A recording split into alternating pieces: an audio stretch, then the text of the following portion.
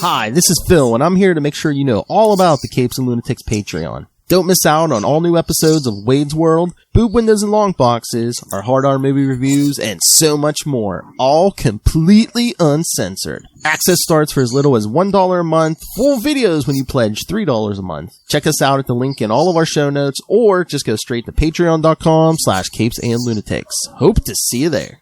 This is Luca Perich, and you're listening to the Capes and Lunatics podcast.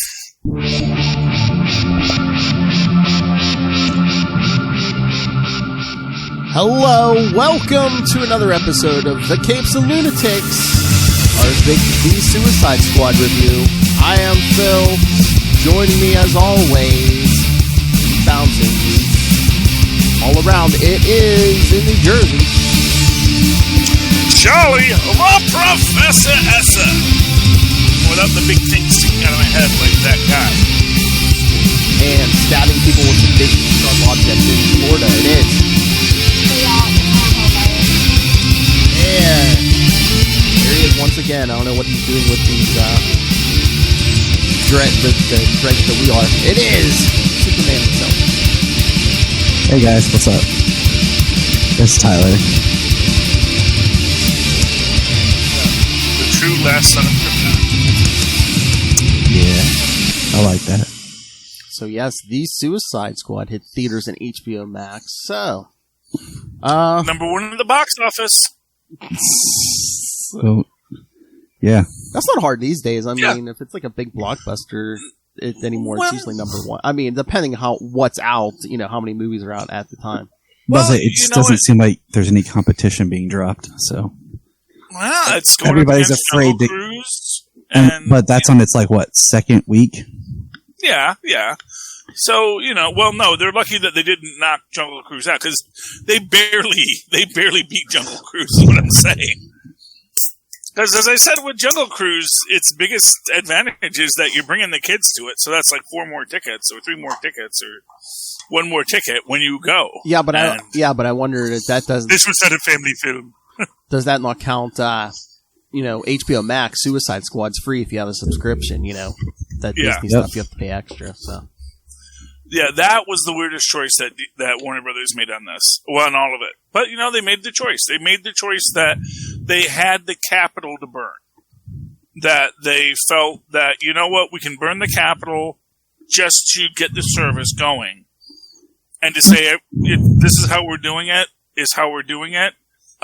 It's a bold move. I think it was also building confidence in the brand again, because every other studio is like, how many times have they reshuffled a movie or said, we're not going to do this, we're not going to do that?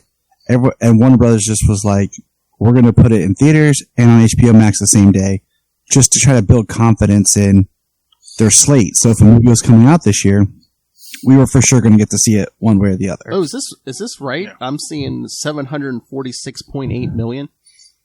Yeah, that's what I'm showing right now. Okay. Yeah, cool. 700 for what? For worldwide or just over the weekend? This is the total box office at right now, including because it opened July 30th in Europe. UK. Okay, so cool. So good for them. Yeah, not bad. $175 million budget. Yeah, they made 746 so far. So they're making their money back on the project. Good for them. Good for Gunn. Yeah, I don't know about the rest of you, but I enjoyed this one more than the first one, like a lot more.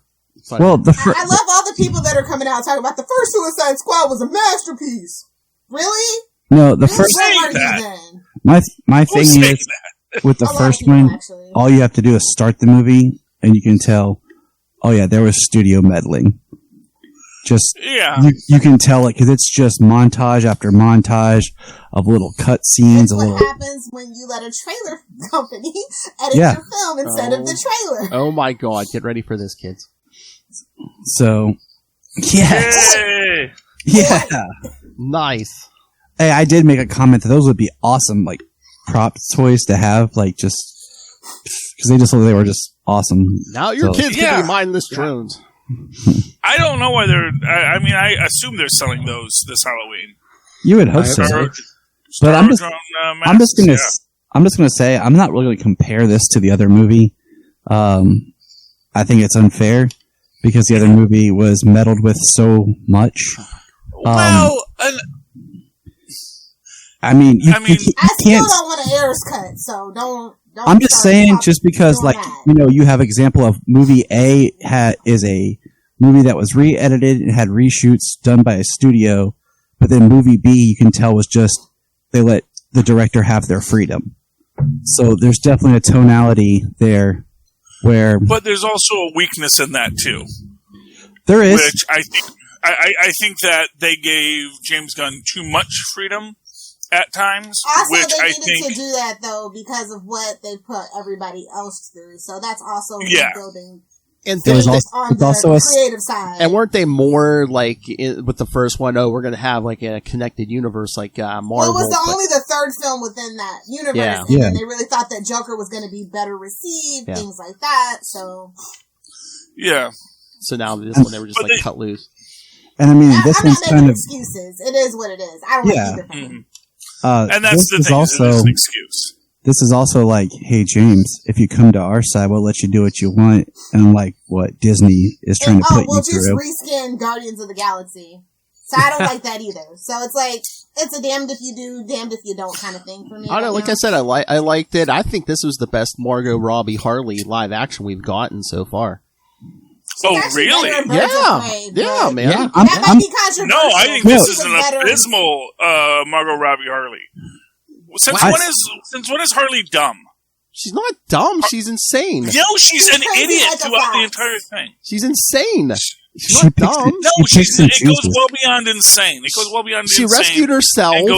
She rescued herself. Yeah, she took out Starro. What more do you want? If you check out that actual framing of it, did she actually do it with all the animation? And we go from diegetic to in the scene. It's a whole thing. It's a whole choice that he made. Yeah. It's her. When you look at it from a filmmaking point of view, did she really? She did. She just, you have the anime. All that's like in her head, kind of thing. Like it's Harley vision. I mean, like what Lila said, having just rewatched Birds of Prey, I like Margot in Birds of Prey. The film itself is not better, but there's some things that she does in that film that are great. She had a firm grip on it, and it was also a woman director, which woman to woman, it's a little easier to work with. We're back to the male gaze. Well, maybe it's the first time too. This was the first. Can I just inject here that basically every film that she's played Harley Quinn in has been a flop, right? Has been a flop, a major flop. So it was like down to is she the worst character or is it the bad stories? But I thought she was great in this. I thought she was great. Except for I absolutely enjoyed her character. Except for one or two lines. This was like the first movie where she wasn't like, the Joker this, the Joker that. And this goes to that central question of the movie and the character in the movie and the character that we're coming to see.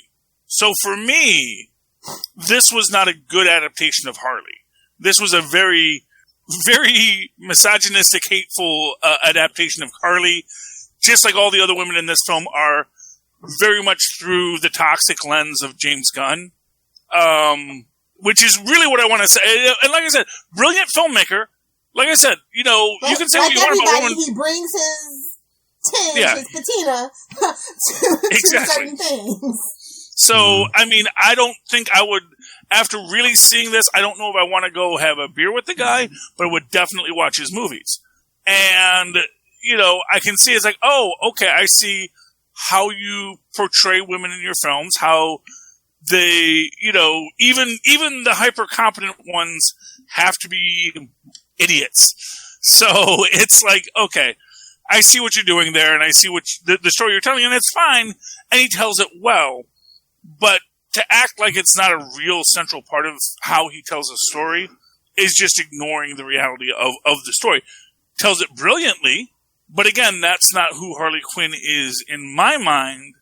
The licensed therapist, the person with a doctorate in psychology, all of the things that, the world-class gymnast, all the things she is, that I think that, even though I did not like Birds of Prey, I like this better than Birds of Prey, but I liked Birds of Prey's Harley better than this Harley. So it's like, it's those different levels of basically, Well, Birds of Prey as we say, won. it's a great DC film. Yeah, but you say she's portrayed as an idiot, but I think besides Bloodsport and maybe Amanda Waller, everyone in this movie was portrayed as an idiot, basically. Well, she's not the star of this film, is she? She's just a... That's another thing. Yeah, this isn't her film. And She's just Amanda Waller is the biggest idiot of the group, which is another thing I hate. That they make Amanda Waller. I thought they pushed her as more evil, not an idiot, though. But being evil is being an idiot. That's the thing. It's like Amanda in her Waller. line of work specifically, yes. Yeah, exactly. You have to be more. You have to have more finesse about yourself than that.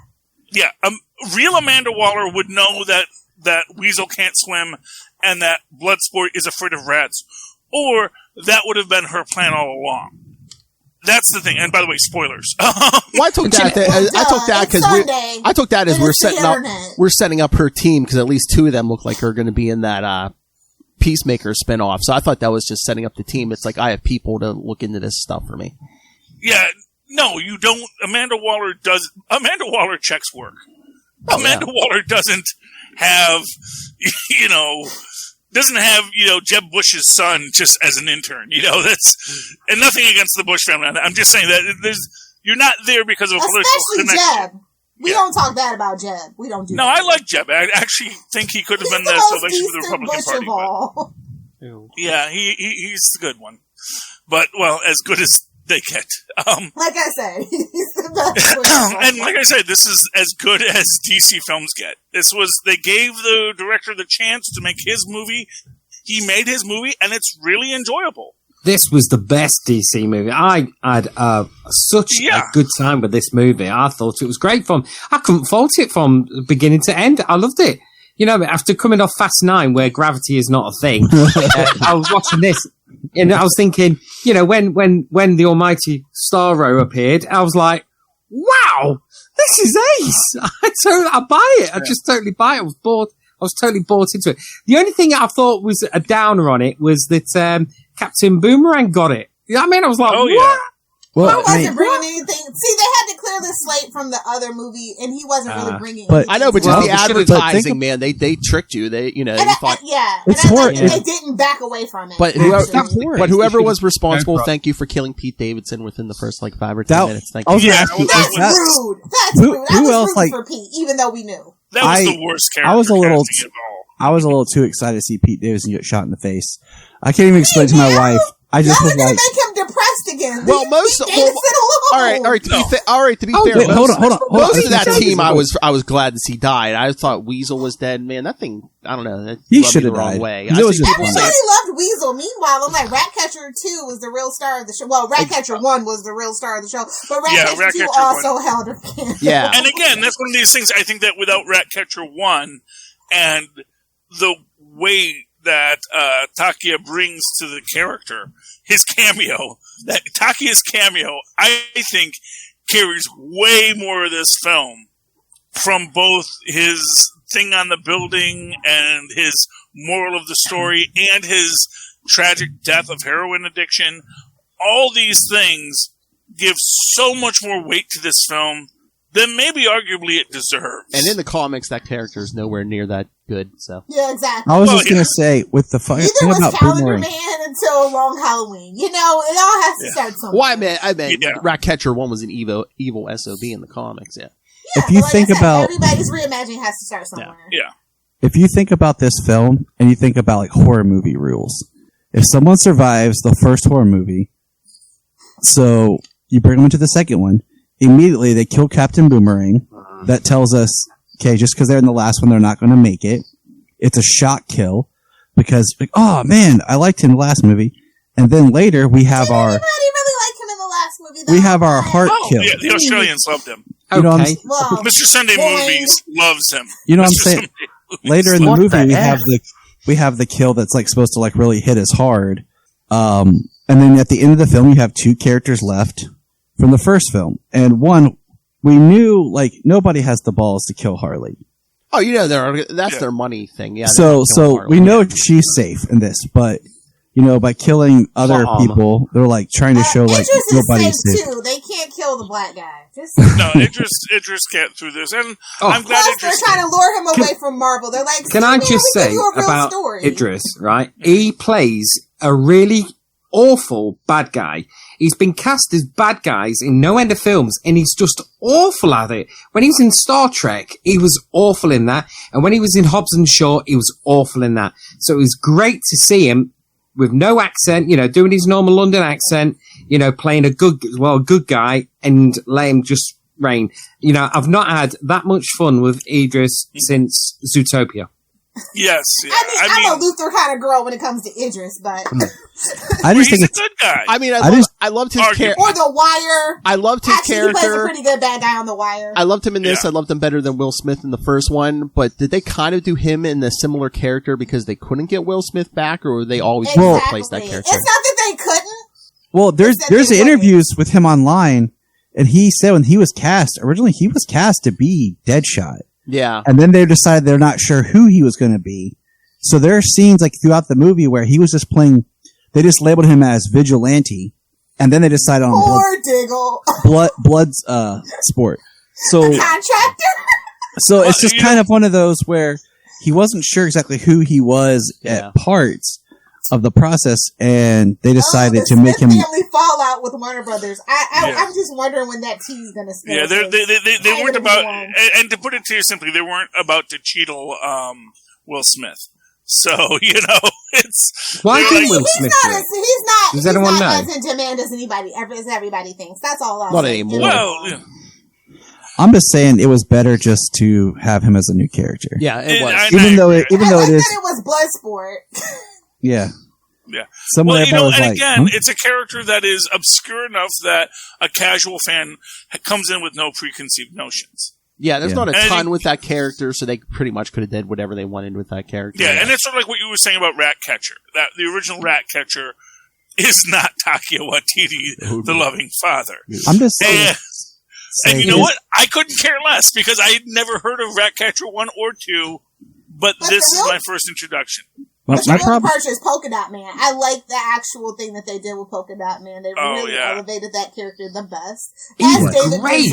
He was absolutely great. He's holding the DC multiverse together single-handedly. That actor is the best. You give him that abracadabra, whatever. Yeah, he always pulls it off. People on my timeline went to high school with this guy. I'm just like, damn. And you know what? And Tristan was so mad he didn't save himself with a polka dot.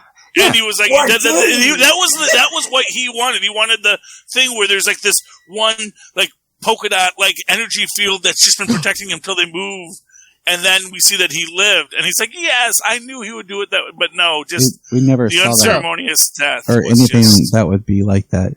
So Jamie, if Polka Dot Man was here, he would see his mother on your face. Yeah.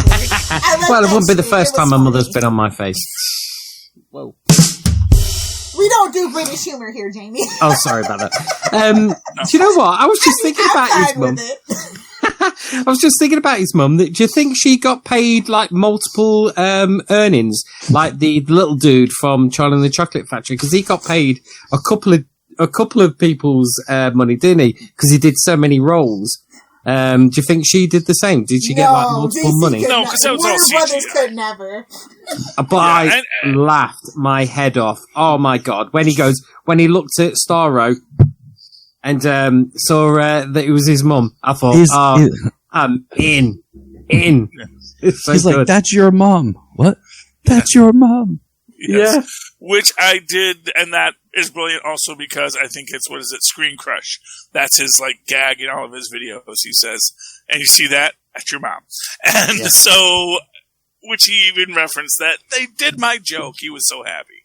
I don't think it was actually a direct Screen Crush reference, but if you're a fan of Screen Crush, you were like, oh, I felt that joke, and it was just nice. I was going to say, you're talking about Taika being in the movie. I don't know what it was, but the first flashback of Taika where she's telling the story and when he's in heroin, I don't know if it was just me, but it was supposed to be sad, but I felt it was really hilarious. I don't know why. Just his crazy hair just made it seem more humorous than it meant serious. He can't help it though. That guy can't help it. But you know, I think they just went round his house and caught him on a good day. Just the way they did it, I was like, this feels more like it's tongue-in-cheek humor. Well, yeah, it's the and then like this really hard heart story that's trying to be about her dad on drugs. I was like, am I supposed to be laughing at this? It's still a Suicide Squad movie, and that's kind of the branding. No matter who's going to be there, I think that's the thing that they kind of want to carry through. We'll give you a little bit of heart, but there's always going to be that dark, like, kind of humor. I will say, one thing I will say that I didn't feel that about. I really did feel the death of the heroin guy, and it was. I didn't even realize that was Taki at the time. I just thought he was a crazy homeless guy with weird hair. Do you know, and he was. I'm not familiar with most of the characters from the Suicide Squad, so the only character, apart from what was from the last film to this one, was Polka Dot Man from the Batman anime, the Lego Batman film. He was in that. And I was like, eh? So when they introduced him in this one, I was like, oh yeah, come on. But the rest of the characters, I didn't have a clue who they were or what they were. But I thought they were in it for the long haul from the beginning, but obviously not. Yeah. King Shark has been in the Flash, but man, they really dumped him down for this movie. I like that they used the Nanana way. Yeah. I appreciate that a lot. But I like on some level, that kind of made it worse to me. I didn't like that they gave him his Hawaiian name and made him again a moron. I didn't like King Shark at all in this movie. We're looking through the lens of a toxic man. Exactly. I mean, it is what it is when you hire James Gunn, as I've been saying the whole time. Is he toxic? Is he? Because Disney have took him back, and he did apologize for all those texts. But you know what? 10 years ago. You want to work again, Jamie? The game is the game. Public relations. I was in it for a while. It is what it is. And this is actually my worry about Disney right now is that Iger is leaving, and the guy who replaced Iger is not Iger. And Iger in and of himself, I mean. I'm not saying that he's a nice guy. I'm saying he was good at his job. And that's sort of that's what I get back to. It's like you don't have to be a good person. You just have to be good at your job and keeping all the pieces together. And the new guy kind of reminds me more of Roy. Just when Walt left and Roy took over, and it kind of said, "Well, now we're a business." Will the new guy have the eye of the Iger? That's the question. I was just gonna say, as far as King Shark, the Harley Quinn TV series really ruined King Shark for me because the animated, I love the way they do King Shark on there, the Ron punches, and then Ron punches define King Shark, and then first of all, just having Stallone do the voice. I'm sorry if he's saying more than one word. I know it's Stallone, and that just makes me think Stallone. like when he tries to actually say a sentence, I'm like, that's just Stallone. Like I knew it was him. I knew it was him, but like when he talked, it really didn't scream Stallone to me. I don't know. Oh no! I thought it was great casting. Really did. I thought it was great casting all through this film. I just did not like King Shark being dumb like this. I prefer. Yeah. I thought the CGI was pretty good for it, though. I will give that. He looked great. Yeah, no, he looks fantastic. Starro was pretty good, too, actually. Starro was fantastic. King Shark was... I mean, the digital effects on this are beautiful. The practical effects are fantastic. Did we all see it? Did we all see it in the movie theaters? I didn't. No. I just watched it on HBO. Yeah, just home. I don't have as much time to go to the theaters, and I have my kids and Genius working. So I saw it on Armed Me Matey. Yeah, I saw it downstairs on my TV. How many times did you guys watch it? I watched it twice. I watched it once, but I'm going to watch it again. I watched it twice because I feel like for reviews and stuff like this, sometimes you have to. You miss little things, but I feel like the first time is you go, you watch, and you're like, huh, okay, that's what they gave me. And the second time you understand what they gave you, and either you can appreciate it more, you can start deconstructing, or you can say, I don't like this. Because sometimes you get caught up in like, oh, that's funny, but then you don't think about it, and then when you watch it again, you're like, but this isn't working. The humor is covering up what's not working. And that was my problem with it. Classic is like, for me, the second watch, and I couldn't get... That's the thing, is like I said, the first 20 minutes of this film are dreck. The last 20 minutes are brilliant. And when I have to watch the second 20 minutes to get to that last 20 minutes, I found that the hill got higher. The hill got higher to watch it again because between, like I said, I still say they did Harley dirty, but you can disagree. Great minds can disagree. I do feel that there was a lot of, like, and it's weird to talk about, like, protagonist armor in this because, yes, clearly Harley has protagonist armor where she fires the bazooka and everyone's shooting at her, but somehow no one can hit her, but they can hit everybody else. And that whole first scene is nuts. Then when they go and kill all of the friendlies, when they massacre the entire, to me that was like, that was the funniest scene in the entire movie. Yeah. No, it's actually horrifying because these are people.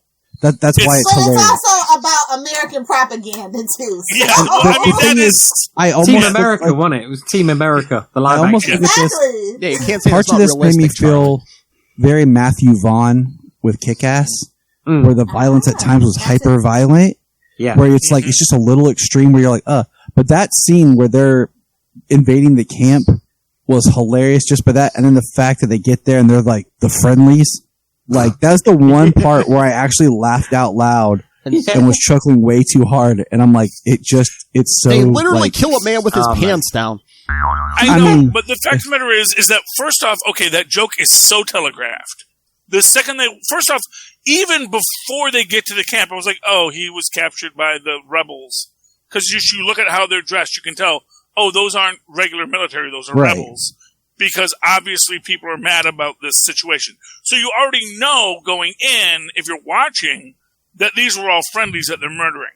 And that they murder the brown people funnily doesn't make them murdering the brown people less horrific. And it is horrific. But it is. But like I said, once again, you're playing with the rules of a hyper-realistic action horror comedy. Comic book. You know what I'm saying? You think about... And that's one point of this is, to me, it's too graphic. Because, if this... Well, it's rated R. Well, even being rated R. You know what I'm saying? It still like, doesn't feel like it should have been rated R to me. Maybe that's just my desensitized 90s. It's the blood. It's the... exposed boobs. For 2 there's seconds, exposed boobs. There's a penis shot. I counted.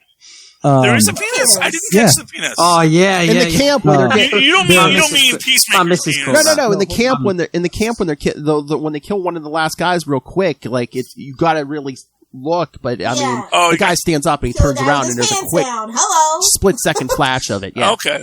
Yeah.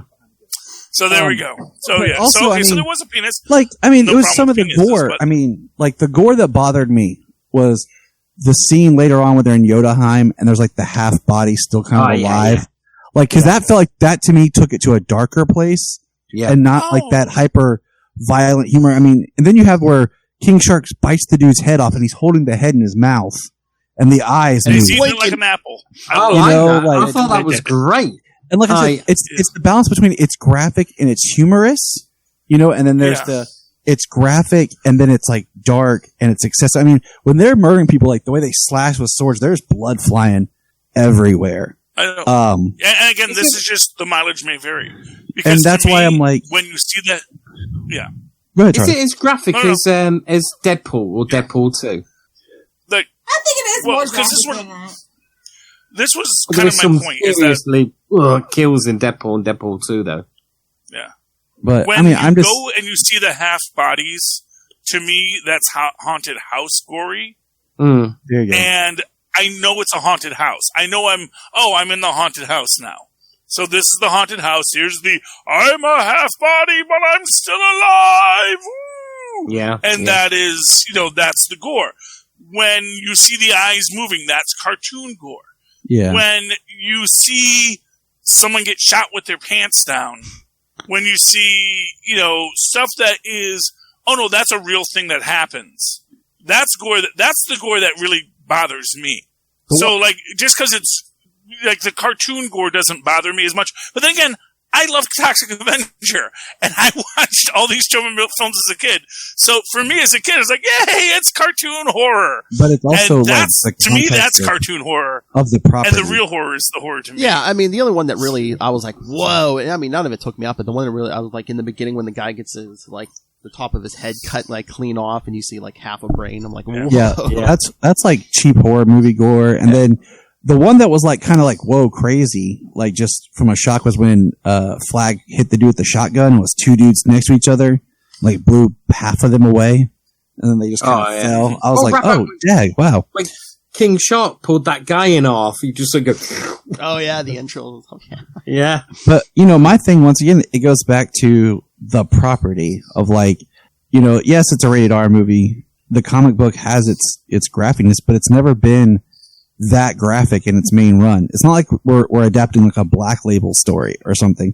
If we're speaking in DC terms, like this is a mainstream comic, even though it is on the more graphic mature side, right? I mean, too, it's like Deadpool never had a Black Label comic either. You know? Yeah, I'm saying. That's a whole. You're dropping F-bombs in Deadpool every 2 seconds, and they don't do that in the comics. Yeah. Right, but Deadpool was a gamble of, can we get away with this? And it's Ryan Reynolds led. And once that goes back to, this is James Gunn led. You know, like, you go back and you look at you look at Slither, you look at the way he wrote Dawn of the Dead, and then you look at the team building kind of things of like Guardians 2, because I feel like they gave him more freedom in Guardians 2, because there's just some jokes and stuff in there that I'm like, I don't think that would have slid if they would have had a little bit of a tighter rein on him. Slithered? You don't think that would have slithered? But, you know what I'm saying? You can see where this movie's coming from. And, there's things I like in this film, and I think it was good, but it's not, I don't think it's the greatest DC movie ever or made recently. I was going to say, I would say anything like this century, you know what I mean, from the 90s onwards, the late 90s onwards, this has to be the one. This, to me, if I were buying this, I would put this right next to the first Wonder Woman, or maybe the Justice League Snyder cut, because I quite like that one. But this one, if you know those go-to films that you get, you know, you think, oh, who should I play? I could quite easily grab this one off and put it on just to be chuckled and have a bit of popcorn, because I thought it was just entertainment. The entertainment that I was just craving for. There were no him, shim, you know, politics in it. It was just straight, let's just go for it, which was great. Why are you in two places, Charlie? We lost Charlie and we lost Philip. What happened? Well, he's in two spots here. Let me get rid of that. Charlie's clone's gone offline. Oh, there he goes. I'm back from outer space. Yeah, no, it's okay. It's Wi-Fi. It's a crazy mistress. Hello, everyone. Welcome back. Oh, now I'm in Jamie's spot. Jamie's in my spot, so that's fun. Welcome back. So, yeah. Okay, here's the other thing. The one we haven't talked about yet, really. John Cena's Peacemaker. I mean, I love Peacemaker. I love that character. I don't know if I really need a series of him on HBO Max. I don't know, but I'm going to start. Season 2. They're just trying to lure James Gunn in to do other stuff. I'm going to watch it, but I don't know if it'll be that great. But so I love his Peacemaker. Is that what the end credits? Yeah, the movie was even. Before the movie they've already shot it. Said he's going to have a series on HBO Max. Yeah, it's an origin story. He just seems like the Punisher, just like incompetent. It's an origin story. My favorite line, and I feel like I don't know if James Gunn meant it to be as meta as it kind of is when Peacemaker kills Flag, which sucked. And he says, "Peacemaker, what a joke!" Beautiful. Yeah. Did anybody else kind of think outside the box of the context of that? Well, he literally Googled how he got a lot of these villains. Was he Googled dumbest villains? But I mean, like the fact that Peacemaker was the model for the comedian. That when Alan Moore went to write Watchmen, he wanted to use the Charlton characters, and they wouldn't let him, so he just made different versions of those characters. So from the Peacemaker, we got the comedian. You know, Blue Beetle was Night Owl. The Question is Rorschach. So when he's like Peacemaker, what a joke! I kind of just thought. I love that.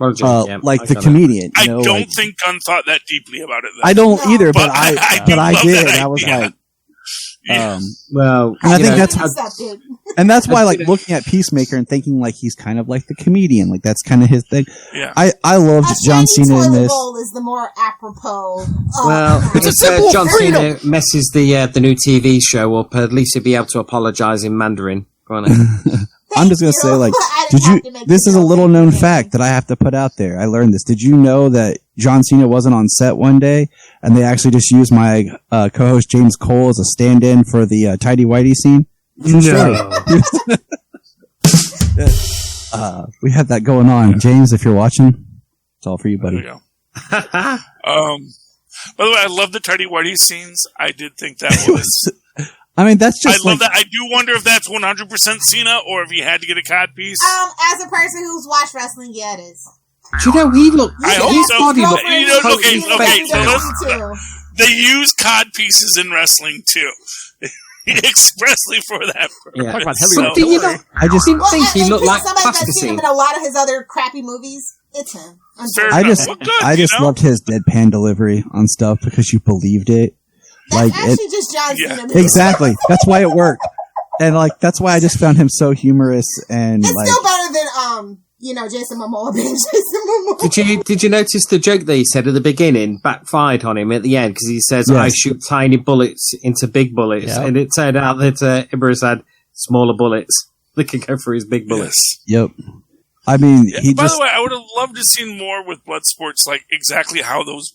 I would love to have learned. This is just me being a super nerd. I would love to have seen more of how the tech works for blood sport, where Yeah. it's just like creating these guns out of what he has. Tony Stark's And it just- nanotubes, isn't it? Has Yeah, it's awesome, and I love it. And I would sit through a 15-minute moment where he said, "Now let me explain to you how I was able to make a tinier bullet." Well, in the Like Neil deGrasse Tyson, just saying. in the comics, he had I like want some extras on my DVD. That's all I'm saying. If I watch DVDs, in the comics, he had like a small Blu-rays, teleporter dog, where he could just Blu-rays. like teleport weapons to him from his arsenal wherever. And I think weren't some of them extraterrestrial? But I mean, I know he did have a teleporter where he could just like beam stuff to him from it. That sounds even cooler. Why didn't Yeah, he I have know. that?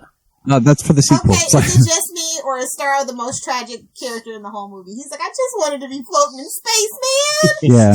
Yeah, I did. So was anybody Very Silver Surfer vibes. other than Boomerang at the beginning? Was there any other character that died at the very beginning? You were a little like kind of sad to see go, like and not really get a chance to do anything. Weasel. I thought, even though Weasel I was hoping he would, be like a sort of like a horrible dog all the way through it, but I was good with Weasel being killed. Like that was the one I was just like, I even liked that he drowned, and I wish he would have stayed dead. I It was made me just- mad. And he popped back awake. it's how he ran off. I wasn't That's sad. so funny. Yeah. I wasn't sad, but I was surprised James Gunn killed off his buddy Michael Rooker so quick. Oh, Yeah. all the ones that were. Had other things to go do and be I mean, other characters can we just within say this how movie. rough Michael Rooker just looked being Savant? Once he put the outfit on and watching him like walk out, like you could tell he's got the old man walk going. Like you could tell, like yeah. he. Thanks for the But paycheck. it's like classic Loki. Everybody wants to do where they get to do their dress up, and So- at least they gave them the muscles. And it's Does I anyone wanted know to what their superpowers were? That original team that went in. What I were their wanted to s- superpowers? The arm guy? Oh, TDK, the detachable kid. Yeah. Which is based off the One Arm Man, or whatever that guy's name was. I was like, that was pretty arm fall off ridiculous. boy. Yeah. Yeah, Arm Fall Off Boy. Although I do want to make one point with that, which is like, first off, it would have been better if he had guns in his hands when he was doing that. So Yeah. That was part that's of the just point. poor strategy on his part. Well, Or not. Instead of tickling and But slapping. again, why are they doing Mongale dirty like that? Mongal This was is one a that I was. Because she's a woman! Sorry to be that person. I but know, come on, but it's kinda like- clear. There are Clear. so many female villains you could have put in this who could have easily you could have put like, I don't know, what's that? I don't know, some ice power person or something. You could have put someone in here who gets killed by a helicopter easily, and they didn't. They could have done a fake, they could have put Cheetah in this. I guess they couldn't. I saw that. So, I really like King Shark. That's actually my favorite. Suicide Squad is King Shark. And you were his demographic, sir. He did not watch it. I was going to Just say, to did you that. watch that movie? No. Okay. He will watch the No, what- edited clips that I make for him later. The Tyler edited down. The 15 Yes. minute, yeah. And to be, That's what I do. but to be fair, King Shark is meant to be the one that Right. bad parents who let their kids watch this show like me will say, Yeah. "Oh, King Shark's cool," I was going to say, Tristan loved King Shark. I was going to say, I was kind of bummed not to see Javelin actually do anything. Yeah, because his Javelin. That was just like, okay, because check off Javelin. The thing with him was like everything. Like I had seen, like people talk about, oh, I love this guy. He's so funny. Like every interview I've seen him do, like he's definitely like a humorous comedian. So I was like, okay, I'm interested to see what he does. And then he gets like 2 lines. Well, and yeah, they were great lines. Well, they edited it down. There's probably a lot on the cutting room floor because it was kind of dead similar to that scene in Deadpool 2, wasn't it? With the X-Force jumping out and then immediately being wiped out. He was Sugar Bear all day. Yeah, he was Sugar Bear. But I was gonna say, again, what's interesting though, if you think about it, is Amanda Waller set Flag up from the beginning. Mm-hmm. Because he says, like, he even says to Harley, like, I didn't pick the team. You know, Waller sends him in just as a distraction. Like, obviously the team wasn't the best people. Like, they were just there to distract so that Team B can actually make it there quietly. So she really was basically setting Flag up. Well, I think she, maybe he knew too much. Amanda Waller don't care. She's cold. Maybe he knew too much. And I think she said, now I have Bloodsport. What do I need Flag for? You know, because, Flag was supposed to be the true, like, blue American hero. Like, like... Yeah, well, actually, the reason why you need Rick Flag is because he's the one that, as Tyler said, he's the true blue American. He's the one who's actually... I mean, I guess that's what Peacemaker's the information. She knew. Yeah. Yeah. Because Flag would, because it's the right thing. Like, he says, like, I joined to serve... that distorted version. Yeah. Exactly. Yeah, so, Bloodsport, I'm going to make you a leader, Okay, Thinker was a waste. Flash actually did it better. There, I said it. I mean, I love Peter Capaldi, but, like, really, that was a waste of Peter Capaldi. It was, because he was actually, like, I was like, when they gave his name, I was like, wait, so he is a new name Thinker based off the unknown Thinker from the New 52. Oh, when they could just done classic. Well, you said New 52, that's and then they killed him off, and he was like a dirty old man, too. Like, they gave him a lot of dirty old man lines, and I was like, ugh. Actually, my favorite Harley line is if you have personalized license plate, because Joker had personalized license plate. Yes, that was great. I was like, yes, I kind of agree. I agree. But she's looking for red flags, Lilith. I'll be your friend. That's kind of a red flag. I'll be your friend. If another has a personalized license plate, watch out. Hey, I'll be your friend, Milton. Who? Milton. By the way, favorite character. I mean, because I even asked Jania, like, why is that one dude still there? And then they're like, they killed Milton. And they're like, Milton was still with us? He just had to do it for you. I noticed when he was walking through, I was thinking, why is that guy in the sandals following him around? I love at the end when Harley calls Bloodsport Milton. He's like, no, I'm not Milton. We had a 3-hour conversation. I know, which is why, because they made Harley dumb. I don't know. No, she's self-centered and narcissistic a little bit. Yeah, but the thing was, and she's this movie did Harley. If you watch the extended Suicide Squad, there are scenes that were added where you see kind of the flip of her go back to being Harleen. If you watch her in Birds of Prey, there are moments where she goes back to being Harleen. This movie never got Harleen. The closest that we got is when she shoots the president and she gives that little speech about her taste in men and red flags, but it's still not quite there. And then it follows right up with I can't believe there was a bullet in this. Do you know, I'm not too keen on her character. I can get really, really fed up with her in a film as that character. Really, Australian doing a deep Brooklyn accent. Yeah. It just gets on my way. I was never a fan of her character anyway. But when they push her front and center in one of these films, and she's got all the lines, and oh man, I'm out. You know what I mean? Well, but in this film, didn't mind her. I thought she was all right. But I knew she would have the killing shot in the end. You know what I mean?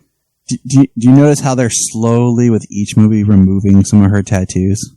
Finding ways to Joker get rid of them. Property of no one. The rotten off her face when they do her makeup disappears, and then throughout the rest of it, it stays gone. Yeah. So they're just slowly removing the Well, it was such a bad idea putting all those tattoos on her. And on the Joker, well, I hated that original Joker. I know a couple of people who had the tattoo on their hands. I was thinking, good, the joke's on you, mate. You know what I mean? Well, okay, so I'm going to get a little headcanon here. I would believe that the bleaching reaction that occurs when you become a Joker, which both Harleen and the Joker went through, that basically you can't really have tattoos that last. That all that stuff is going to fade in time because that bleaching is eventually just going to eat you out, eat away at you. So that's my headcanon, and feel free to use it for your own. I like that a lot. You know, canon accepted. You know, to me, it's and that idea. Then the idea that if tattoos could never be permanent, then just drawing on yourself becomes fun. And I'm surprised that they didn't do a joke where it's like on with a Sharpie and she just like rubs it off. Like, I'm surprised that's not on here. Item isn't there an item in Birds of Prey where they show her like drawing on herself the tattoos? I remember seeing they show her draw other people on the one dude's face. Yeah. Do anyone listen to the score? Do anyone listen to the score of this by itself, not in the movie, but just like the score album? I've just bought it. I've just got it, but I've not listened to it yet. I like it, but to me, it's weird. And I say that like not in a bad way. It's supposed to be though, from what I understand. Right. It was John Murphy. Yeah. It's just like the Family Guy John Murphy, right? He's done. I think he helped. He was one of the people who helped. There was like 3 people who did the score for Kick-Ass, and he was, I think, one of the people that worked on Sunshine. I think. Okay. But because it is. But what I'm saying is, if you listen to it, it sounds almost like a rock band doing a demo. It doesn't, because it sounds like you hear guitar, you hear drums. Well, but a lot of it. He works with Guy Ritchie too, so that's right. I totally get that. That's very Guy Ritchie. It has this vibe of like, if you're listening to it, it's like it reminds you of stuff like I used to record in GarageBand. We were just demoing songs. Like, it doesn't have that polished feel. There's no lyrics, but you're kind of waiting for the singer to kick in. But it's just like the guitar and drums and stuff. And it's like, it works in a weird way when you listen to it by itself as like this rock album. And then in the context of the movie, it works because a lot of the stuff is queued up to the action, you know. Which is the link to the original Suicide Squad movie. So it's very interesting to listen to the score because, like, especially the theme, like, so this is the famous Suicide Squad. Like, if you listen to it, you're like, okay, is this it? Like, it's just like this one guitar riff, and you're just kind of like, okay. Well, do you know? But he did the score. Go on. One more thing, so before I forget. A lot of the song titles are the title cards in the movie. Mm-hmm. So they kind of match up, like the Dirty Little Secrets or the Suicide Squad versus Starro, like the song. So, yeah. But yeah, go ahead, Jamie. Yeah. I was just going to say that the composer, John Murphy, he did Sunshine, and 28 Days Later, and 28 Weeks, and they're great, absolutely fantastic scores. I love the first 28 because it's Danny Boyle, but do you know?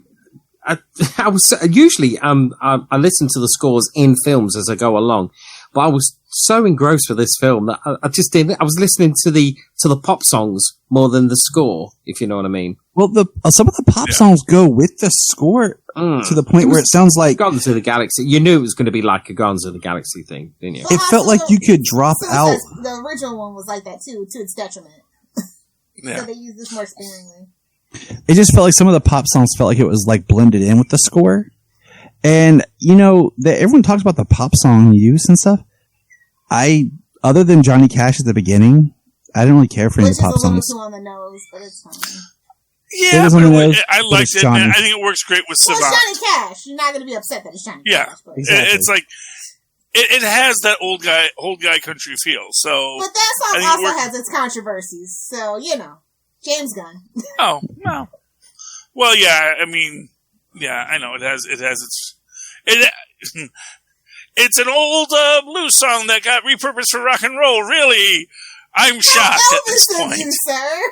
I have to say, the best Johnny Cash film, the best Johnny Cash song opener to a movie has to be, is it Dawn of the Dead? Yep. Yeah. sure it was that, wasn't it? Yeah, when the dead come knocking or something. I can't remember the song, but it's I enjoyed that opening to that song, that film. To be fair, Johnny Cash never hid the fact that he did mostly covers. So, exactly. Most country artists do covers. It's weird that you would call them out on it. Yeah. Back, it's like, of course I didn't write this. I play music and I sing. Why would I write a song? They have people who do that. The culture of country music until 2003. Yes. Do you know the post-credit scene? Know when when the doctor were talking to the two guys from that prison, and they said we didn't know how we'd be. Did you think it was Flag? I thought it was. I had hoped it was Flag. Yeah. So that we could get like a him after Waller type thing. Yeah. Because I then thought, like in the movie, like, well, I guess the Peacemaker show maybe is what builds up to him getting captured to be part of the Suicide Squad, because I don't know enough about it. But then when they show it was him, I was like, okay, I guess that makes sense. I've got to be fair. Absolutely. To be fair, Flag has died before and been literally brought back to life by Waller. I was going to say, I wonder. He's in a cryogenic tank right now. Don't you worry.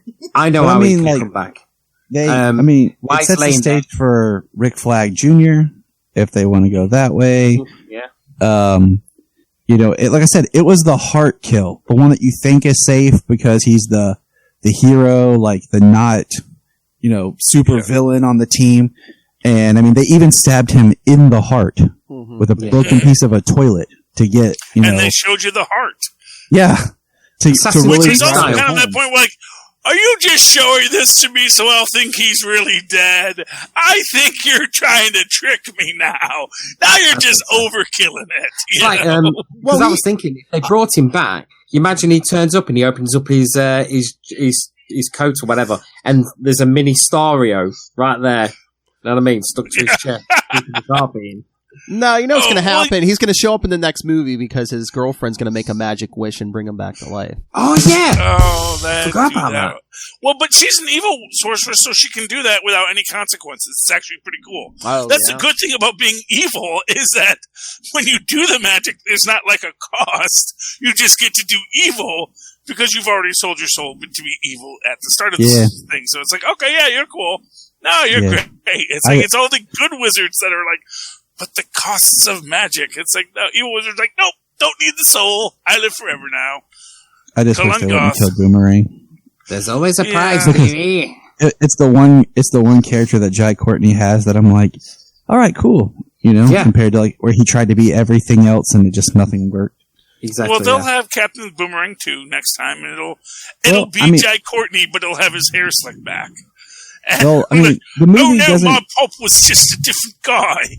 It doesn't exist in any kind of tightly, so I mean, they could still have him show up, like in the Flash as one of the rogues, and then this movie takes place after that movie. The multiverse is still here, full effect. Yeah, and and to be fair, when they show him, they do show his hand still up, holding the glowing boomerang, which he didn't used to have. Now his boomerangs glow. So he's got some kind of crazy kryptonite boomerangs or something. We don't know everything. He was in that new film on I think it's on Amazon. That's Jolt.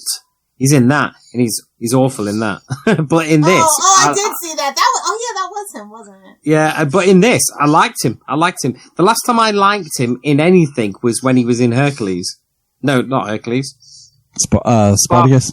Spartacus, yeah. Yeah, that's where everyone liked him and said, oh, he can actually do something. And then he's done nothing. And then he popped up in the first Suicide Squad, and I was like, all right, cool. And then I liked him in the second one. For the after-credit scene of Flashpoint, I guarantee you, Flash gets hit by a boomerang. I'm just saying. I mean, they could have his kid, too, because they have done that in the comics. I mean, like I said, already, this is a... it could take place before the Flash movie, after the Flash movie. Well, that's why I said Captain Boomerang too, because I do know that that's all. Captain Boomerang is actually Captain Boomerang's son, at least at some point in DC history. How Booster Gold. So I thought the after credit scene would be for the Flashpoint I honestly thought that. Because is that they the don't have next that film movie out? together yet. I don't know if y'all know that. That movie's still an absolute mess right now. So they couldn't have anything. They've made a promise, Melissa. I mean, that's not until what, like the end of next year or something? It's next spring. Not even in post-production. No, I thought it was November, I thought. Yeah, I'm pretty sure that one's still in spring. I've been working on Is Ben Affleck back as Batman? Because I thought Yeah. he quit. No, he's They're using recovered footage. somehow he's in it. Don't let Like, that fool you. we know that his stunt double is in it, and it's not the same stunt double, but we know that far. All right. And Hey, to be fair, we're it's already Batman. in- He wears a mask. It can always be the stunt double. Yeah, You know, no, my, yeah, my no, thing is, 99% of the time, it's the stunt double. Not since Adam West has it not been the stunt double that you watch, and it's Batman. Yeah, Flash is November 4th, 2022. okay, so we still have a year to That go. thing's not even in post-production technically, so I'm just saying. It better be good. It So- better not spoil the 89. Oh. Exactly. It will. Be prepared to be...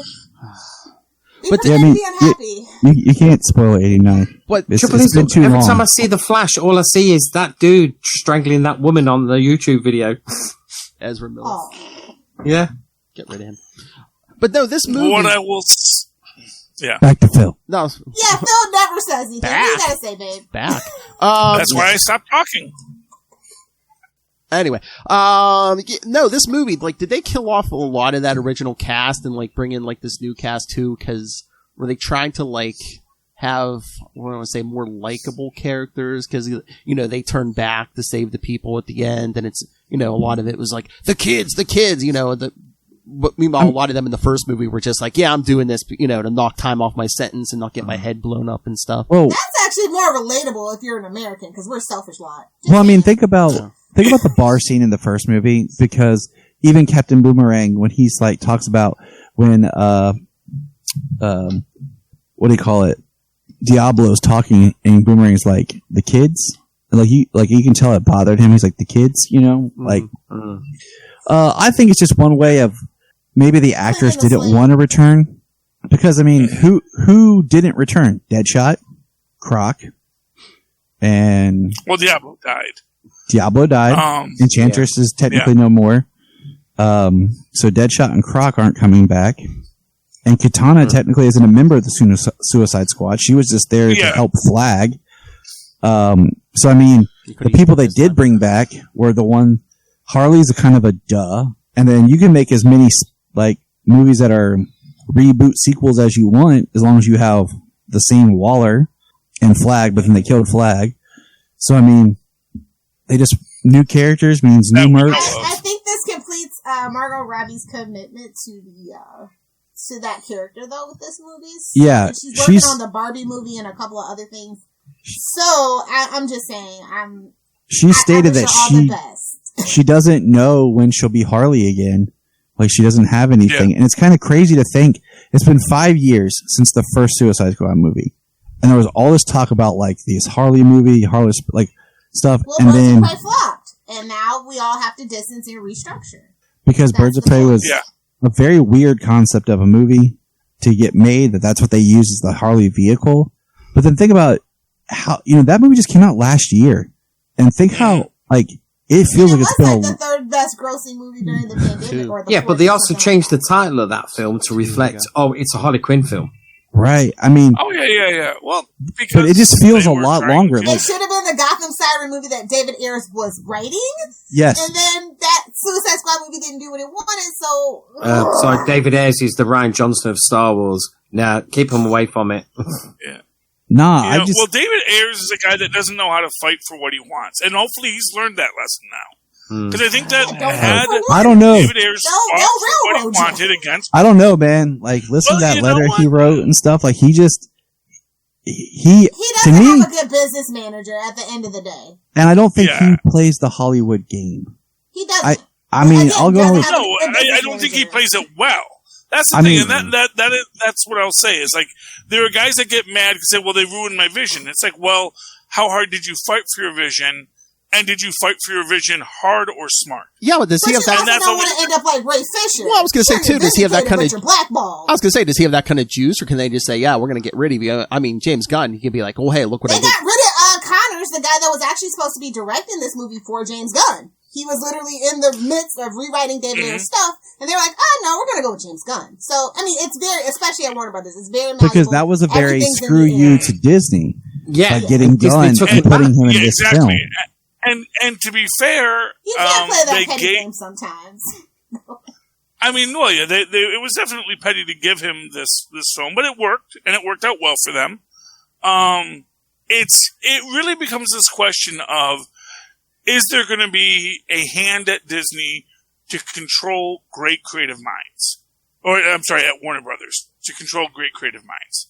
Because that's what Feige has been when he was empowered by Iger. To be the guy to say, okay, I think this I'm the Jim Shooter. To let people off the leash. Everybody's raving.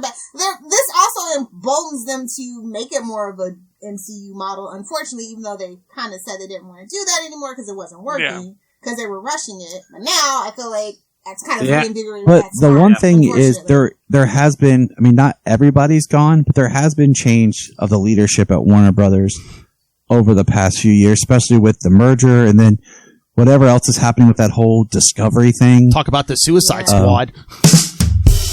Yeah. So I mean, they're not a task force. But the one thing, task force gets stuff done. The one thing I always say is, with Marvel, it was Marvel Studios.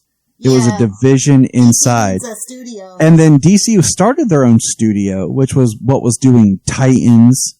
But then that's kind of changed with the merger. So it's like, really what they need is DC Studios, like a branch division from Warner Brothers that operates itself, that reports like what Feige did, because he runs Marvel Studios that reports to Disney. I know. You need a suit that is not going. So here I came with this idea. So let me give you an idea here. The creatives always complain about the suits getting involved. But it's not suits getting involved, it's suits trying to be creative. And if you are a creative, you have to let a creative be creative, but a suit can come in and not tell the creative what to do, but can tell the creative, look, there are reasons we don't want to do that now. Mm-hmm. So can you find another way to tell that story? And then the creative will go, okay, I can work with that. I can find another way to tell that story. That is what Feige does for Marvel. And he had the backing of Iger in the big fight between Iger and Perlmutter when Iger said, you work for me, Perlmutter, shut up. We kind of saw when they tried to give Jeff Johns that position what happened. So, yep. Yeah, well, you have to have the right person. And again, Jeff Johns is too much of a creative. That's the thing. People think Feige's a creative. He's not. He's a producer. Feige has never been a creative he's a businessman. Organic sense. Exactly. Yeah. But he's a guy that knows the material and works well with creatives. But you also have to think that the kind of directors that Marvel seeks out specifically for a certain reason, whereas Warner Brothers wants, better well-known names. Think about Phase 1 Marvel directors. So one's easier to wrangle than the other, if you know what I mean. Look at Phase 1. You got Joe Johnston, Kenneth Branagh, Jon Favreau, who's an Louis Latour, okay, and then Joss Whedon. Okay, we won't even go into that rabbit hole, but just think about those as your Phase 1, directors. And Joss Whedon is the biggest name there. After that, I don't know, Kenneth Branagh. He was on a break, on his creative break when they recruited him. He was down and out at that point. Kenneth Branagh's a name, but he's not a box office. Let's put it that way. No, but he brings credit. He brings some sort of higher level of thought with his directing. But I say that, but then think about Phase 2. Who they get to direct? Shane Black. His name's escaping me, but Alan, who did Thor 2. And then you have trouble with him, and then you have trouble with Whedon with Avengers 2. And then you got the Russo brothers come in from TV who don't have any film to their credit. So that's where you really have them shepherding directors that they want and not going after the big names. So after that, think about who they have as director. I mean, honestly, can we just say Peyton Reed? Yeah. Okay, bring it on. That's, who they get to direct Ant-Man. It just seems like, they had Edgar Wright and he had this vision, this idea, but no longer was he going to fit in their new mold.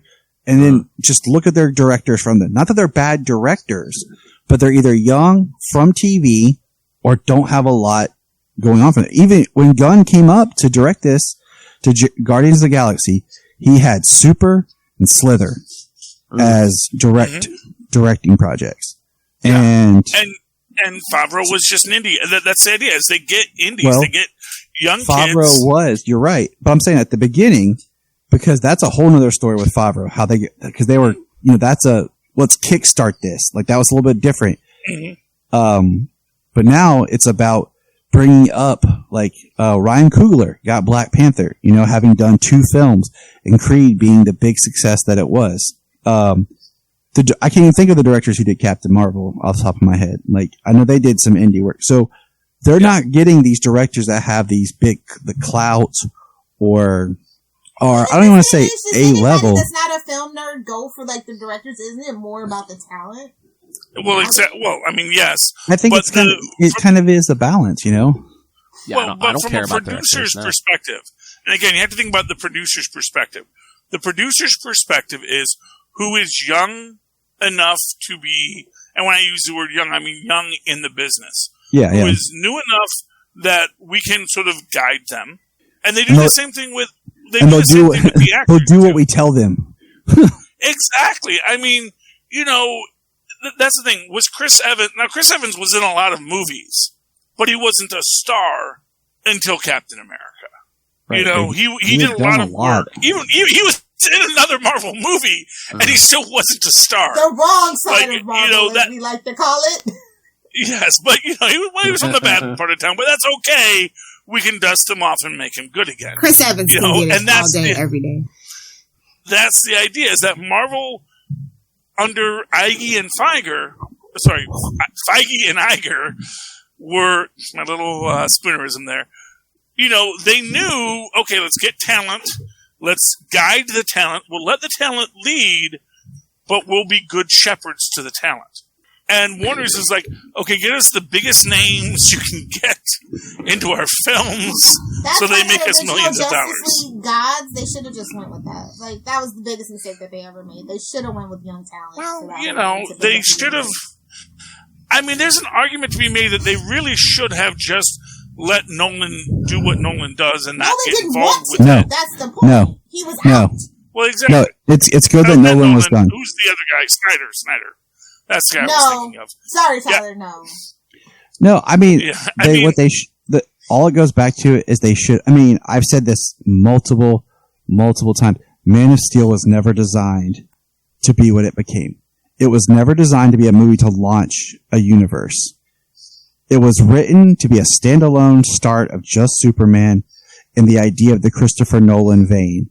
It was never designed to start building a universe because what they should. That was poor planning by the producer. That was because they didn't want the setup. That was the setup. That's what they wanted to do. I mean, Christopher Nolan was the producer. They didn't want to do that. I know. And that is where the producer should have said, or some suit should have said, okay, look, I understand you guys are being very fancy and creative. Universe is the biggest mistake they ever made. Everything should have been standalone. They should have just taken their time. They wanted to be more. Everything doesn't need to be an extended universe. I'm sorry, it doesn't. They should have just taken their time. Done standalone. Well, if you don't have one person, an extended universe gets kind of messy if you don't have one person at the helm. Right. And they knew that they weren't up to task. They knew it. That's why everything's so rushed and thrown together. Or you have to have a plan, and like you said, somebody who says, "I have the vision. I'm going to carry this over through all the different films." I mean, most of the actors weren't signed on for long term. Like the whole Snyder thing was five movies was his idea, his goal. And originally he didn't even have a Justice League Part 3.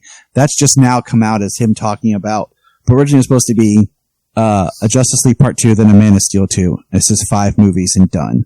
And that was, Batman wasn't supposed to carry on.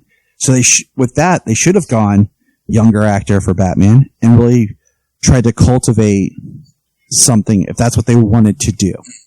But they rushed it, and it is what it is. That's kind of my thought is like, I can go back and forth. I can go back and forth all day with what should have been done. But this is what we have. This is what we have. We have a new Batman on the way. I think what you can say is it's all salvageable. Like, there's nothing, and it's sort of like, no, well, and over in the Marvel Universe, we deal with this with our TV properties right now. And it's this question, does it never actually happen, or can some things still exist? What can come into... Like Agents of S.H.I.E.L.D.?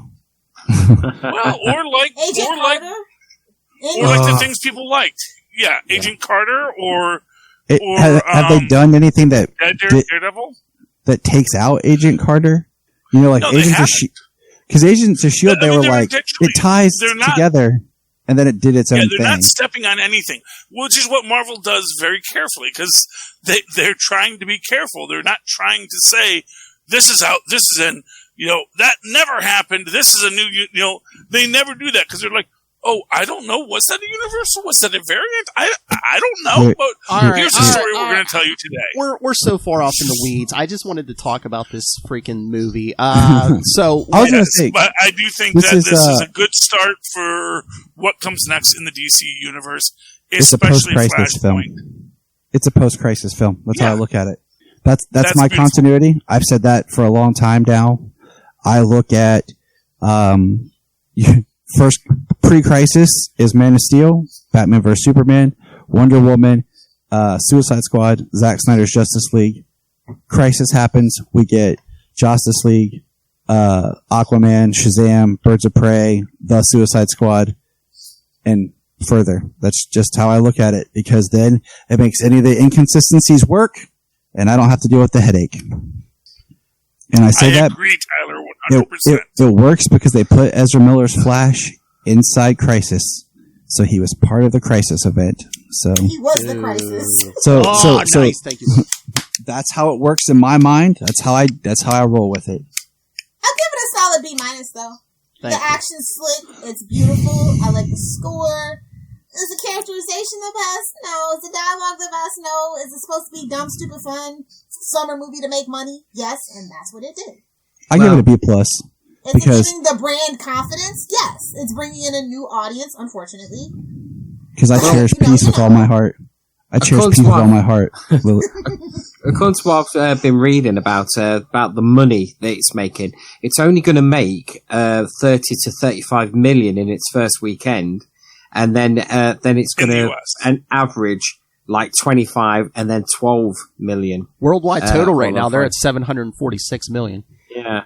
But could this fall into the same thing as Black Widow, with Scarlett Johansson taking the firm to court?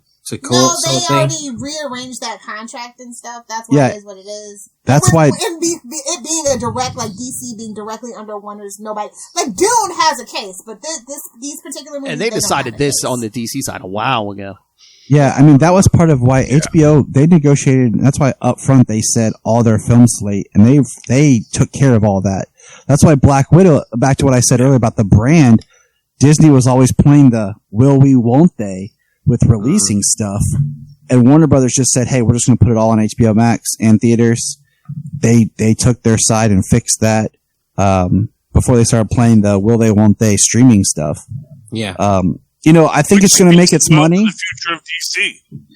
I think it's going to make money, but right now, I don't think any studio's expecting really high returns. I mean, there are factors in play that are, first of all, it's rated R, and that is going to be a deterrent for, people are already still slow to get back out there. Like Charlie was saying, Jungle Cruise, I've said all along that family movies like that are the best ways to get people back into the theater. Something that the more of the mass audience will want to see, that you can take your kids to, is how you're going to get people back and make money. This is more of a small film that, at a different time may have made more money, but I think it's more of just building up an idea and a brand so that maybe later on down the line, if they do a sequel, that's what'll help out more. So, Jamie, what did you rate this movie? I'm going to rate this movie 8.5 out of 10. I don't do the ABs, so I just don't get them. But 8.5. IMDb man. Very, very high. It could be even a 9 actually, because I just enjoyed this film. I didn't see any politics in it or anything like that. It was just great popcorn movie from James Gunn. I like his kind of films. So, yeah, I was 100% in it. And, everything that was just bonkers, I was sold. I was just in it. Yeah, brilliant. Charlie? Jamie, you did not see any politics in this film? Okay. No, well, he's not American. It's fine. Fair enough. Yeah, no, I didn't. American imperialism, not British imperialism. I understand. That's fine. Well, right, I can understand it, with the peacemaker and all this lot, and he would have as many dicks on the beach if it meant liberty. I got all that, but I just took it for as it was. You know what I mean? It was. I just thought it was great. Great movie to get me into a cinema, which I didn't do. Yeah, no, this film was anti-woke, absolutely. But great. It's anti-woke, but it's very political. So to me, that's two different things. Woke is sociological. But political is about. That's the nature of the Suicide comic book.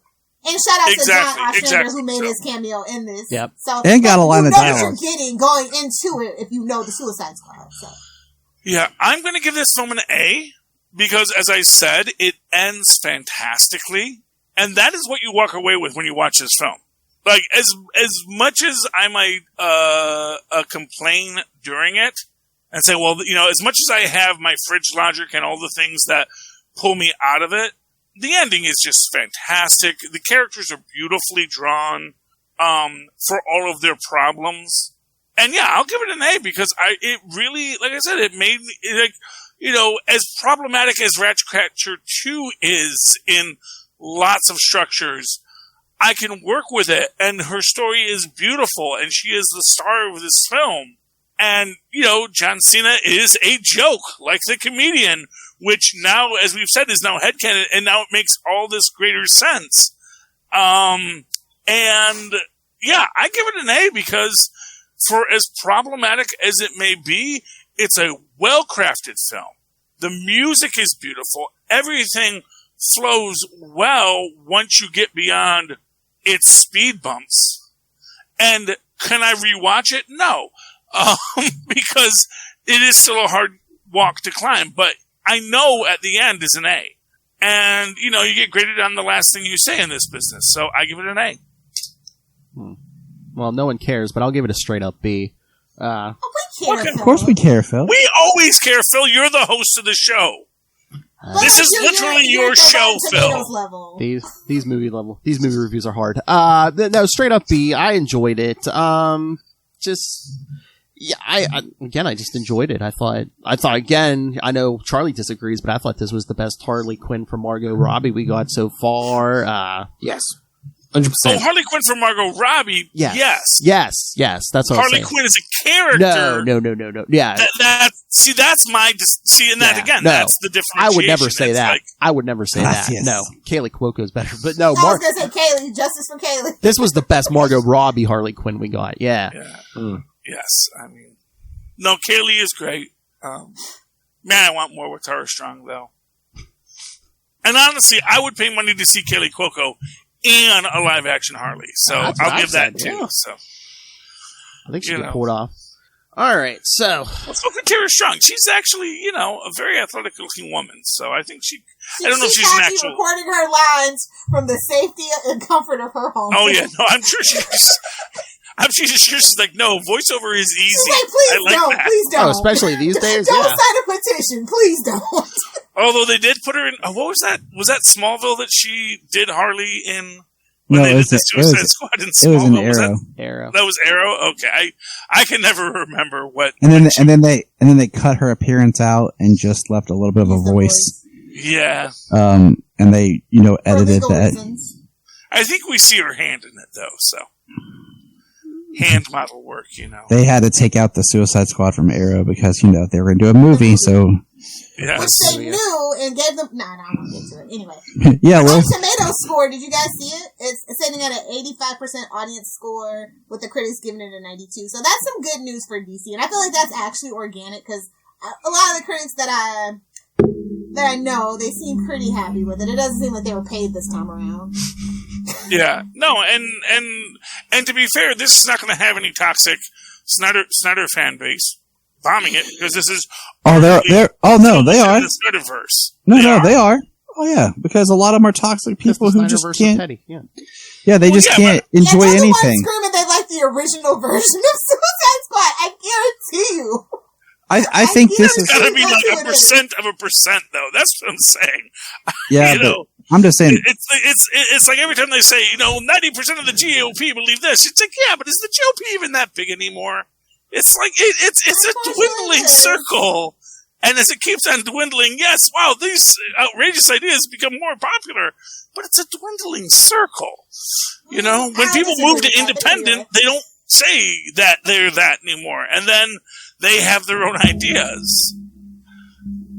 I say that as a former card-carrying Republican, man. It used to be Poor different. David Ayers, he must just be eating his underwear at this point. Oh. Well, the man I don't know. I mean, I don't know. Did you guys read the thing that he put out though? No. Well, his letter. Material. His letter basically saying like he's going to drop it. He's not going to talk about it. Like this is what happened, and the kind of person he is, and where he grew up, and how he grew up, and how it reflects his life. And violence playing. And he spoke out about people like trashing James's film, and like because there was supposed to be that big release the air cut event on the 5th. Against the release, and he said, he put out said, "Don't do it." Oh well, that's cool. So he said, I support the idea of like wanting my film to be seen. He's like, don't do it at the expense of trashing James's. Well, that's cool. So yeah. Well, these guys are professionals, and they've kind of realized how problematic toxic fans have become. So I'm sure a lot of artists are like, look, dudes, you don't represent me. You can call me your hero as much as you want. I don't like you guys. We will not be having a beer, and I don't want to be associated with you because you guys kind of creep me out. Yep. Toxic people are not nice people to hang around. Nope. Screw you, Charlie. And on that note, as toxic as you pretend to be. And on that note, yes. And you love your dogs. Feels like, guys, I'm still here. You love your dogs, Lilith.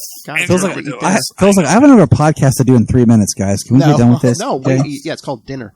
Welcome to the Dinner Podcast. I'm your host, Phil. This is Danielle, sitting in as co-host with Luca. And tonight we'll be dining on this specialty. Danielle, please go ahead. What do you think of the dinner? I hope it's lasagna. My family name out your mouth. Anyway, yes. Kids, send us your thoughts on the Suicide Squad movie. Email us, capesandlunatics@gmail.com, or call the voicemail 614-382-2737. That's 614-38-CAPES. And remember to find all the social medias, links to this YouTube channel where you can subscribe, links to the Patreon, links to the merch, everything at Linktree, linktr.ee/capesandlunatics. And please remember to support all things Southgate Media Group. Go to southgatemediagroup.com. Also check out the Southgate Media Group YouTube channel and the Patreon. A bunch of free and paid content there. And of course, please go pick up Pod Life the book, Volume 1, now in digital and paperback. Because all these things help us support this show, the network, and that man who would do all kinds of stuff on a beach for liberty, Rob Master Doom Southgate. Make it rain, so says Master Doom. Please kick me in the pants. Mark my words. All right, Jamie, where can people find you in your shows? Well, you can find me held in my on Cortus Maltese. Yes, you can find me there. I'm being held by against my will. But as a human, you can find me at ghostheadsuk@gmail.com. And also, if you're a big Star Wars fan, at radiofreeendor@gmail.com. And also, I'm on TikTok with Ghostheads UK as well. Yeah. I'm on social media and all those, and download all my shows. Yeah, it's all good. It's great. All right, Tyler, where can people find Krypton Report? You can find Krypton Report at Krypton Report on the Southgate links anywhere on social media. We had a new episode drop today, and you can come hear the voice of the angel speak. That's James's. Okay. It'll make you happy. All right, Lilith Hellfire, where can people find you? If you guys want to find me on the internet, you can find me on Twitter at Lil Hellfire, on Instagram at Lil Hellfire69, and of course, making comments, not content, on TikTok at Lil Hellfire69. I'm thirsty for it, bro. Felicia. Charlie Esser. Well, if you'd like to write to me in that old-fashioned email way that our mothers and fathers once did, do so at superconnectivityblog@gmail.com. That's superconnectivityblog, all one word, @gmail.com. Of course, follow me on the Twitter as I live tweet Stargirl, the best thing in the DC Extended Universe right now. Because this movie already came out, and so it's a new thing, and it'll be I can't wait for Stargirl Season 2 on Tuesday. Neither can I. It's going to be fantastic. At Charlie Esser, that's CHARLIESLCR. Look for the 2 E's in the middle. For quality. Bing! Thank you, Maz. Thank you, Maz. You've never lived until Maz has given you a ping. He's the best pinger. All right. Rich friend. Well, we all made it through this adventure. Nobody's head blew up. I was going to throw someone off the path. I know. Let's do that. All right. For another week, we have been your capes. Ampersand. Extra Lunatics! Multiple with an S. Yay! Don't we always have S? We should. Just thought of something. You know what's been funny? Is if they accidentally blew someone's head off on accident in the movie. That's like a turn. That's why I blocked up.